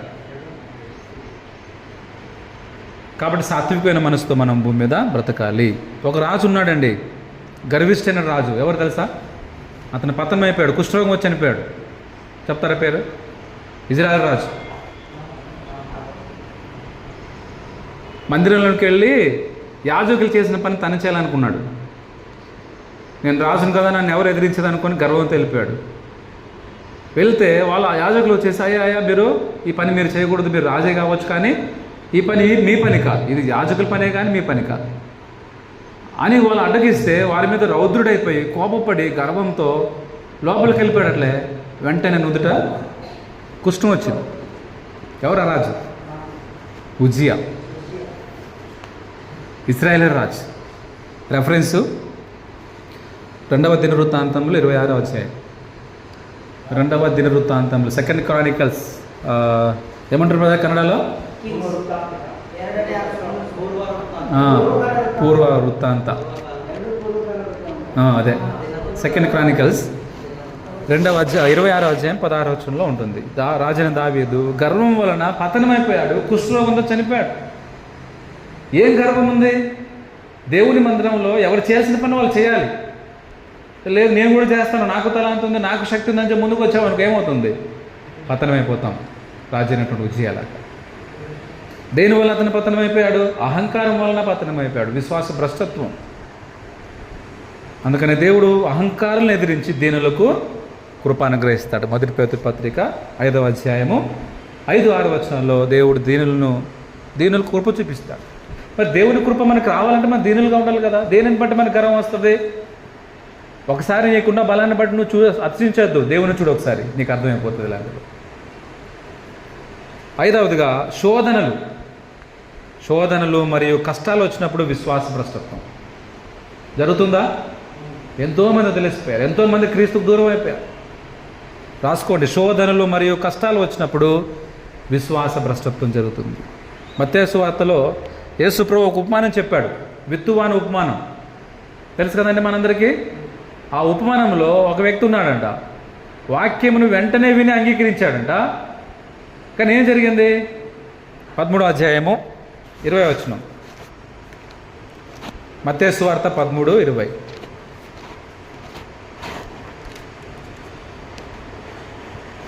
రాతి నేలను విత్తబడిన వాడు వాక్యం విని వెంటనే సంతోషముతో దాన్ని అంగీకరించువాడు. అయితే అతనిలో వేరు లేనందున అతడు కొంతకాలం నిలుచుడు కానీ వాక్యము నిమిత్తము శ్రమైన హింసైనా కలుగు కానీ అభ్యంతరపడును. దాన్ని విశ్వాస భ్రష్టత్వం అంటారు. హింస అయినా శ్రమైన కలిగినప్పుడు దేవునికి దూరం అవ్వడం, దేవుని దూషించడం, క్రీస్తు ప్రభు వద్దనుకోవడం, సంఘానికి దూరం అయిపోవడం, భక్తిని కోల్పోవడం, విశ్వాసం కోల్పోవడం, ప్రార్థనా జీవితాన్ని కోల్పోవడం, ఇవన్నీ ఏంటన్నమాట? విశ్వాస భ్రష్టత్వానికి ఆనవాళ్ళు. కష్టాలు శోధనలు వస్తాయా క్రైస్తవులకి? లోకంలో ఒక మాట ఉంది, క్రైస్తవులకి కష్టాలు రావు, ఎప్పుడూ ఆశీర్వాదాలని. కరెక్ట్ అన్నమాట. ఆశీర్వాదాలు కావాలి వాళ్ళకి, ఇక కష్టాల గురించి చెప్తే ఎవరు ఒప్పుకోరు. ఆశీర్వాద పండుగలను పెడితేనే జనాలు వస్తారు అక్కడికి. క్రైస్తవులకు శోధనలు ఉంటాయి, రండి అందరూ తెలుసుకోండి అని చెప్తే ఎవరు రారు అక్కడికి. శోధనలు వస్తాయని చెప్పి ఎవరున్నారండి? యేసుప్రభు అన్నాడు కదా, పూర్వము ఇజ్రాయెల్ కాలంలో కూడా ప్రవక్తలను హింసించారు. ప్రవక్తలు తప్పు చేశారా? వాళ్ళు ఏమన్నా? ఏం లేదు. వారికి హింసలు కలిగాయి, బాధలు కలిగాయి. అలాగే నా నిమిత్తం మీరు క్రైస్తవులు అన్నందుకు మీకు ఏమైనా హింసలు కలిగితే, మీకు బాధలు వస్తే దాన్ని బట్టి మీరు సంతోషించి ఆనందించండి. పరలోకమందు మీ ఫలం అధికమవు. హింసించి వారి కొరకు ప్రార్థన చేయండి, మీ శత్రువుల కోసం ప్రార్థన చేయండి. ఒక చెంప కొడితే ఇంకొక చెంప చూపించండి. 1 కిలోమీటర్ పరిగెత్తమంటే 2 కిలోమీటర్ పరిగెత్తండి. లోక ఆలోచనలకి ప్రభు యొక్క ఆలోచనలకి ఎంత వ్యత్యాసం ఉందో చూడండి. కాబట్టి శోధనలు, కష్టాలు, శ్రమలు అనేటువంటి క్రైస్తవ జీవితంలో ఒక భాగం. అవి లేవు అంటే అర్థం ఏంటంటే నువ్వు భక్తిపరుడు కావని అర్థం. క్రీస్తు యేసునందు సద్భక్తితో బ్రతుకును ఉద్దేశించి వారు అందరూ ఏం పొందుతారని? ఆశీర్వాదం పొందుతారా? నా కోసం నువ్వు భక్తిగా ఉన్నా కాబట్టి, శ్రమలు పొందుకున్నా కాబట్టి నిన్ను ఆశీర్వదిస్తారన్నాడా ప్రభు? హింసలు పొందుతారు మీరు. హింసలు వస్తాయి. మొదటి శతాబ్దంలో క్రైస్తవులకి యెరూషలేములో హింస జరిగింది. ఇంటింటికి వెళ్ళి జ్వరపడి పిల్లలు అనుకుండా, స్త్రీలు అనుకుండా ఈడ్చుకొచ్చి హింసించారు. చెదిరిపోయారు, ఊరు వదిలిపెట్టిపోయారు అందరూ కూడా. అయినా కూడా భక్తిలో మాత్రం వెనుకాడలేదు, విశ్వాసంలో స్థిరంగా ఉన్నారు. ఈరోజు చాలామంది కష్టాలు వచ్చినప్పుడు, బాధలు వచ్చినప్పుడు దేవుని దూషిస్తారు. దేవుడు ఎక్కడ ఉన్నాడు, దేవుడు ఎక్కడ ఉన్నాడు అంటారు. దేవుడు అది దుర్మార్గుడు అంటారు. అంటారా లేదా? దేవుడు మోసం చేశాడు అంటారు. చేస్తాడా మోసం? దేవుని గురించినటువంటి మాటలు, ఆయన మీద వేసే నిందలు ఎన్నో ఉంటాయి. కాబట్టి తిమోతి పత్రికలో ఉంటుందన్నమాట, క్రీస్తు యేసునందు సద్భక్తితో బ్రతుకుని ఉద్దేశించి వారందరూ హింస పొందుతారు. ఒక వ్యక్తి క్రైస్తవుడు అయినందుకు బాధను అనుభవించినలా ఏం చేయాలి? పేతురు పత్రికలో ఆ పేరుని బట్టియే దేవుని మహిమపరచాలి. ఏ పేరుని బట్టి? క్రైస్తవుడైనందుకు ఒకవేళ నేను ఎవరైనా కొట్టారనుకోండి, దేవునికి స్తోత్రం చెప్పాలి. దేవుడు రేపొద్దున బ్రదర్ బిడ్డ నా కోసం నువ్వేం చేస్తావు భూమి మీద, ఒక పని చెప్పాయంటే ఏం చెప్తాం మనం? ఏం చేసావు నా కోసం? ఒక్క విషయం చెప్పు. దేవా మీకోసం నేను దెబ్బలు తిన్నాను పలానా దగ్గర. దేవుని గుర్తుంటుందా? పలానా వాళ్ళ దగ్గర మాట అనిపించుకున్నా, ఇంత కష్టపడ్డా, ఉపవాసం ఉన్నా, నానా బాధలు పడ్డా, మీ పనిలో నమ్మకస్తుగా జీవించాను. పలానా వ్యక్తికి సువార్త ప్రకటన చేశా, సంఘం విషయంలో నేను కాన కింద ఇచ్చా, పేదవాళ్ళు ఇబ్బందులు ఉన్నప్పుడు సంఘంలో వాళ్ళకి సహాయం చేశా, సువార్తికుడు కష్టంలో ఉన్నప్పుడు వాళ్ళకి ఎంత సహాయం చేశా. చెప్పుకోవడానికి మనకంటూ కొన్ని ఉండాలి దేవుని దగ్గర. ప్రభు అంటాడు, ఇదిగో నేను ఆకలి కొంటే నాకు అన్నం పెట్టి తిరి, దాహం కొంటే నీళ్ళు ఇస్తుంది,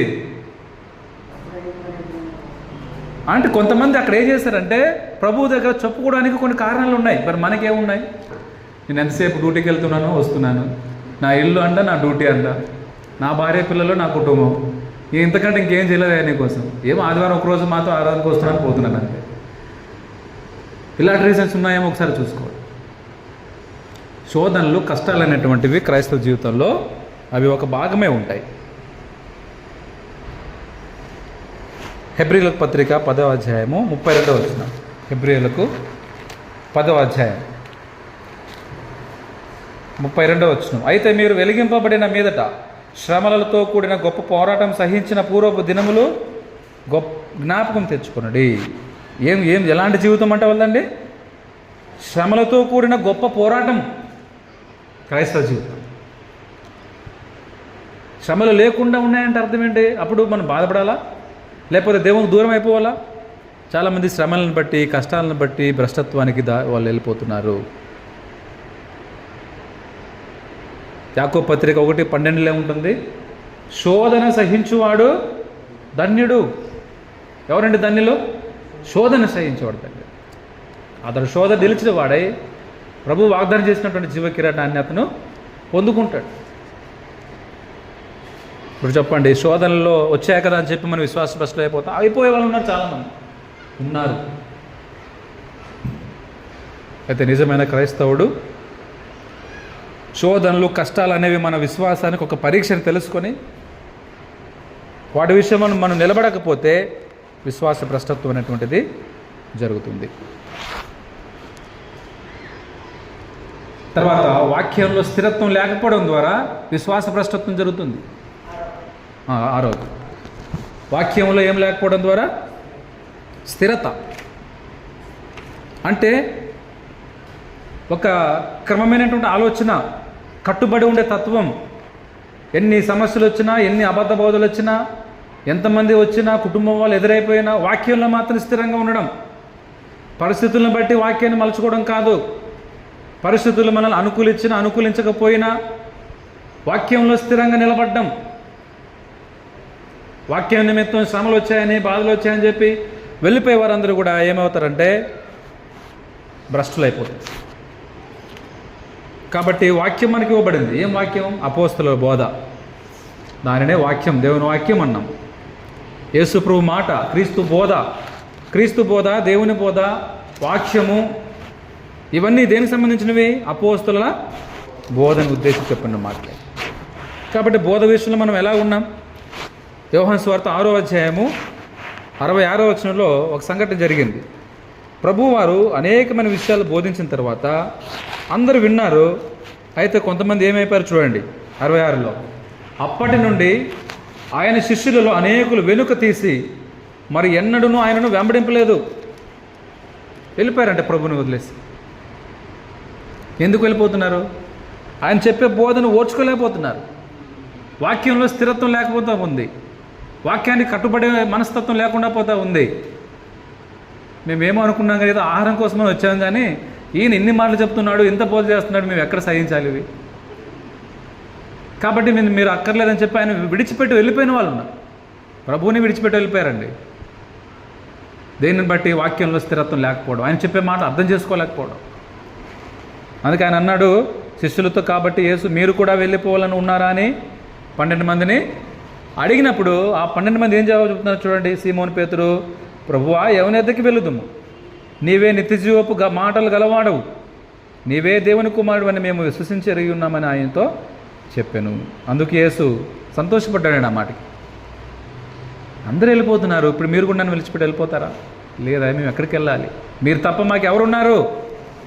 మీ మాటే సత్యం. మీ మాటలు వినటానికి మేము వెంబడిస్తున్నాం. మేము ప్రభు ప్రార్థన చేశాడు తండ్రికి, తండ్రి ఇదిగో మీరు నాకు ఇచ్చినటువంటి వారు మీ వారే ఉన్నారు, వారికి మీ వాక్యం ఇస్తున్నా, వారిని మీ వాక్యంలో స్థిరపరచండి, ప్రతిష్ఠ చేయండి, నీ వాక్యమే సత్యం అని. ఇవన్నీ కూడా విన్నటువంటి శిష్యులు ఏం చేశారంటే ప్రభువుని హత్తుకొని జీవించారు, ప్రభువుని వెంబడించారు.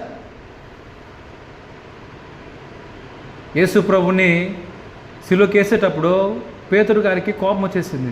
ఎందుకు వచ్చింది కోపం? బాధ. ప్రభువునే పట్టుకునేంత ప్రభు పట్టుకుంటున్నారు. ఆయన ఏం తప్పు చేశారు? ఆయన దేవుని కుమారుడు, దేవుని పరిశుద్ధుడు, నిత్యజీవపు మాటలు కలిగిన వాడిని అప్పగిస్తారనేటువంటి బాధలో చేసినట్టు పని ఏం పని? కత్తి తీసుకొని చెవి నరికాడు. బలహీనులుగా ఉన్నారు. పరిశుద్ధాత్మ శక్తి లేనప్పుడు అపోస్తులు బలహీనులుగా ఉన్నారు, పాపం చేసిన వాళ్ళుగా ఉన్నారు, పిరికి వాళ్ళుగా ఉన్నారు. ఆయన అప్పగించేటప్పుడు శిష్యులందరూ పారిపోయారు. పిరికితనం కాదా అది? ప్రభుత్వం నిలబడలే ఎవరు అక్కడ. కానీ అదే అపోస్తులు పరిశుద్ధాత్మ శక్తి పొందుకున్న తర్వాత క్రీస్తు కోసం హతసాక్షులయ్యారు. పిరికి వాళ్ళ బలవంతులా? ఇప్పుడు మీరు మమ్మల్ని కొడతారా? కొట్టండి. చంపేస్తారా? చంపండి. మేము విన్న వాటిని కన్న వాటిని చెప్పలేక ఉండలేము. మేము మనుషుని సంతోషపెట్టే వాళ్ళం కాదు, దేవుణ్ణే సంతోషపెడతామని చెప్పి సమాజం మధ్యలో ధైర్యంగా నిలబడి వాక్యాన్ని ప్రకటించిన వాళ్ళు. వాక్యంలో స్థిరత. కొట్టడానికి సిద్ధంగా ఉన్నా, తిట్టడానికి సిద్ధంగా ఉన్నా, చంపడానికి సిద్ధంగా ఉన్నా, వాక్యంలో మాత్రం స్థిరంగా నిలబడిన వ్యక్తులు ఎవరు? అపోస్తలులు. ఈరోజు మన మీదకి ఎవరైనా దౌర్జన్యం చేయడానికి వస్తే, మన విశ్వాసాన్ని ప్రశ్నించడానికి వస్తే, మనల్ని నిందిస్తే, మనల్ని హింసిస్తే, దానిని బట్టి మనం వాక్యంలో స్థిరంగా ఉండడం ద్వారా మన విశ్వాస భ్రష్టులుగా ఉండే అవకాశము ఉంది.